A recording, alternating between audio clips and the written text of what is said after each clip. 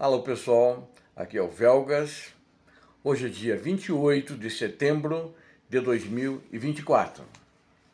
Putin é o perdedor da guerra na Ucrânia e a Rússia fracassa ao tentar romper defesa da Ucrânia. Vamos ver isso em detalhes, mas antes eu quero convidar você a inscrever-se no canal. O que você está vendo aqui você não vai ver em outro canal, tenha certeza disso. E muitas outras coisas que aparecem. Portanto, inscreva-se, você vai ser o primeiro a ver as notícias quentes que estão acontecendo e análises de geopolítica sobre a situação da guerra da Ucrânia e outros assuntos também. Muito obrigado.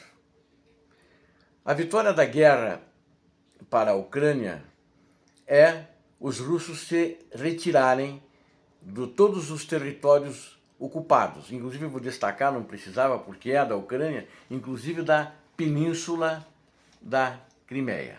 Né? É muito importante que muita gente gosta de relacionar separadamente. A península da Crimeia é da Ucrânia, inclusive ela sempre foi ligada por terra, aquele pedaço, aquele istmo que liga a terra, o continente ucraniano, sai da Ucrânia, né? A península, ele é ucraniano, então ela sempre foi território ucraniano, sempre esteve dentro da Ucrânia. E quero destacar novamente, a Ucrânia é milenar, não podemos nos esquecer disso, e a Rússia não tem 1000 anos. A Rússia tem 800 e poucos anos a mais. Então a Rússia não é a mãe de nada, não é a mãe de ninguém. Ela é apenas mãe das desgraças, das mortes, dos assassinatos, dos estupros, etc., sequestro de crianças e tudo que não presta. E ela é mãe disso.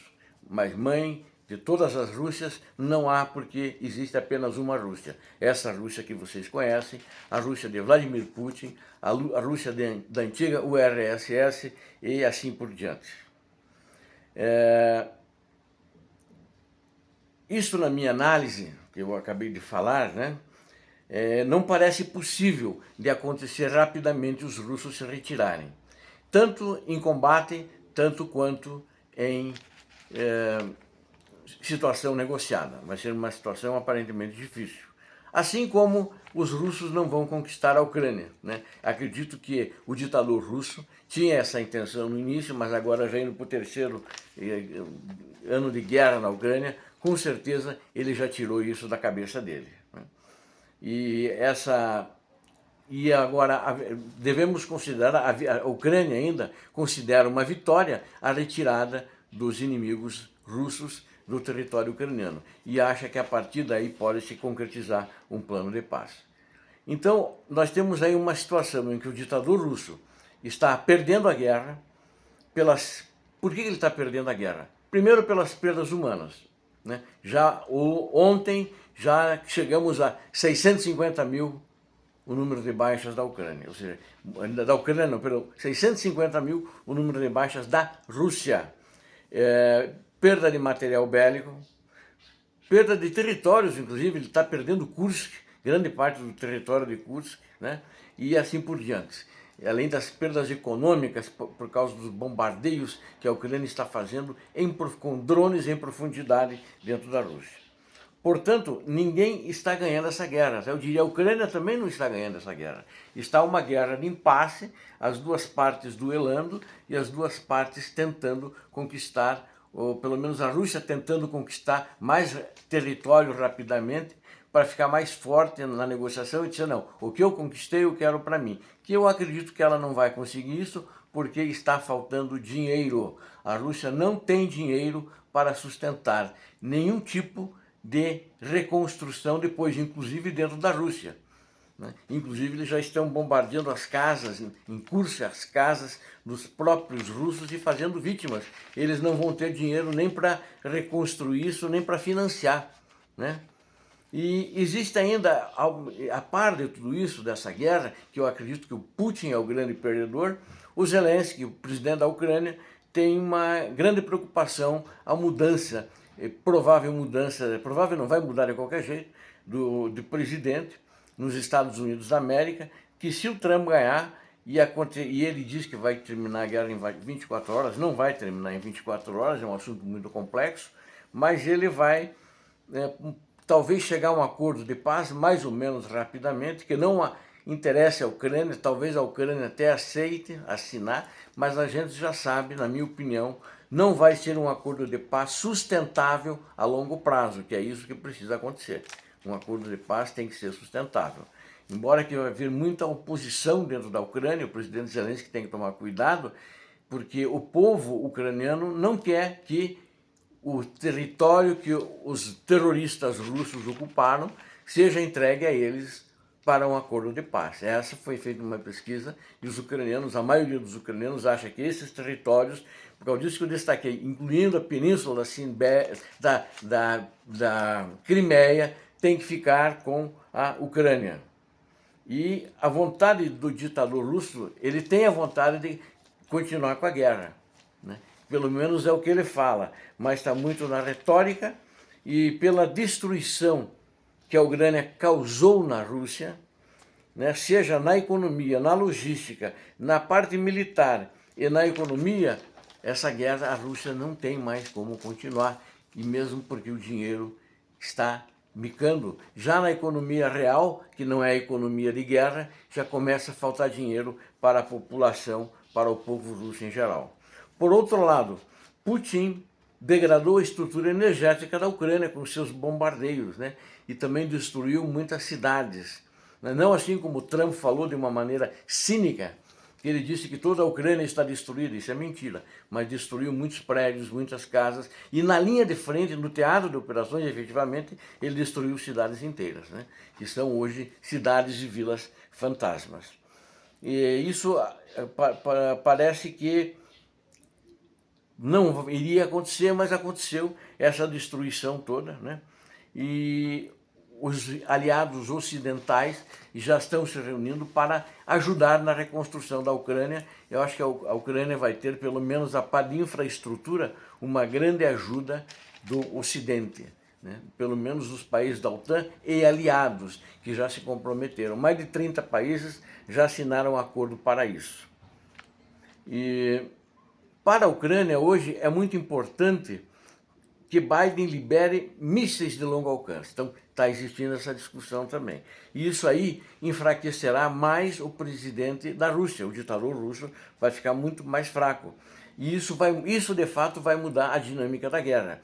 Porque muita gente achava que os F-16 iriam mudar a dinâmica da guerra. Não mudaram. Por quê? Vieram poucos, vieram 10. 10 não é nada, né? Teria que ter vindo pelo menos uns 60 dos 128 prometidos. Então só vieram 10 é mixaria. E se ele liberar somente os ingleses, Storm Shadow, já vai fazer muita diferença. A guerra poderá já ter uma outra dinâmica de uma maneira muito rápida. E eu fico surpreso que esse debate de mísseis é um debate público, porque isso é uma operação militar. Operação militar, normalmente, em toda a história da humanidade, sempre foi guardada em segredos, as 7 chaves, justamente para desfechar a surpresa no inimigo, e fica se debatendo se manda míssil, se não manda míssil, se pode atirar. Aí o Biden fala, não quero que atire no Kremlin, mas pô, o inimigo está lá dentro do Kremlin, você não pode ter um míssil, ele atira lá na capital ucraniana, em Kyiv. Até o presidente tem que ir para dentro de um bunker, tem que ir para dentro de um buraco se esconder, porque você não pode acertar nele. Agora, nem Moscou não pode, que o Biden não quer. Eu acho isso palhaçada, né? Acho que ele está ajudando e é muito importante a ajuda que ele está dando para a Ucrânia, né? Mas enquanto isso, lá na linha de frente, a Rússia fracassou mais uma vez para tomar mais vilas ou cidades da Ucrânia. E as mais atacadas foram Pokrovsk, Kuratsk e mais algumas aqui que eu vou citar. E agora, o importante é destacar que, novamente, foi um alto número de confrontos. Em todo o teatro de operações na Ucrânia, houve 170 confrontos, no total, na data de ontem, do dia 27. Mas, mais uma vez, os russos fracassaram com inúmeras baixas. Ontem, em todo o teatro de operações, os russos tiveram 1.370 baixas. É um número grandíssimo, né? E isso somado ao que vinha acontecendo, deu um total das baixas de 24 de fevereiro até agora, de 650.540 tropas que são baixas dos russos, ou seja, é um número muito grande, a Rússia não tem como aguentar e as mães e pais já estão fazendo pressão em cima do ditador russo e do Kremlin para que essa guerra pare, porque tem filhos que eles nem sabem onde é que estão, já estão mortos ou se estão presos porque o governo russo não informou e não mandou os corpos de muitos mortos para casa. Então, 170 confrontos em todo o teatro de operações. Os maiores confrontos, como sempre, foram em Pokrovsk e Kurákio, e também mais ou menos em Vuhledar, em termos de quantidade. Na região de Vuhledar, as vilas em volta foram atacadas, houve 11 confrontos para 5 vilas, então em média de 2 confrontos para cada vila, mas não ainda em Vuhledar diretamente como nas outras, né? E eles não conseguiram romper nenhuma delas. Então aquilo que falavam que vai tomar, já tomou Vuhledar, não existe, né?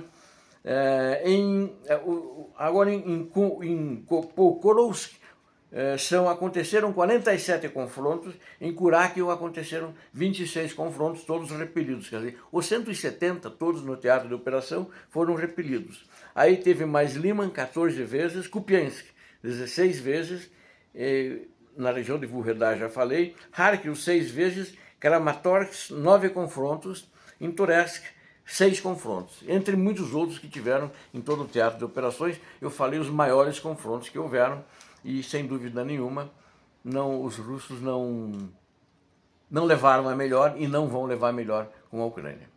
Obrigado a vocês que assistiram esse vídeo, tenho certeza que vocês viram aqui, vocês não venham ao canal, essa análise da guerra aqui. Putin é o grande perdedor, continuo insistindo nisso, e acho que ele vai perder talvez coisas muito preciosas, que são preciosas para ele no final dessa guerra, por um acordo que a Rússia vai ter que fazer, senão ela não se levanta nunca mais.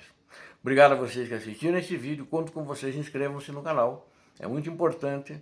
Assim você vai sempre ver as notícias em primeira mão. Se estiver inscrito no canal, vai receber a notificação. E também, Deus abençoe vocês, Deus abençoe a Ucrânia, Deus abençoe o Brasil. Paz para a humanidade, paz e bem.